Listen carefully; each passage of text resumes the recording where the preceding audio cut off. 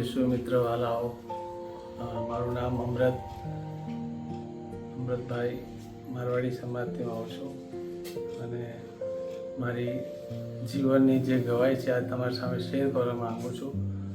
મારા ઘરની પરિસ્થિતિ બહુ જ ખરાબ હતી અને અમે 3 ભાઈઓ હતા.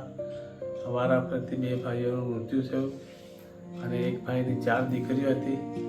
એ જવાબદારી મારા ઉપર આવી અને નાણાકીય પરિસ્થિતિ ખૂબ ગંભીર થઈ અને 4 દીકરીઓ કામે જતી છતાંય મારું પૂરું નહોતું થતું અને હું રિક્ષા ચલાવતો હતો. મારું પૂરું થતું નહોતું ને આવી બધી પરિસ્થિતિમાં શેતાને મને જકડી રાખેલા. એવામાં અમે ઘરમાં શાંતિ માટે મેં ભુવા પપ્પા તાંત્રિકો પાસે પણ વિધિઓ કરાવી પણ કોઈ જ રાહત ન મળી. એવામાં મારા મિત્ર આવી આ વાતની ખબર હતી અને એ મિત્રે એમને પ્રભુ ઈશ્વરની પ્રાર્થના સંગતિમાં આવા એમને ઉત્તેજન આપ્યું અને એ વખતે મેં પ્રભુની પ્રાર્થના સભામાં ગયા અને ત્યાં અમારી પ્રાર્થનાઓ થઈ. એ વખતે મને મોઢામાં કેન્સર બી હતું. ત્યારે એ પ્રાર્થના સભામાં પ્રભુએ અમારી કેન્સરની પ્રાર્થના થઈ.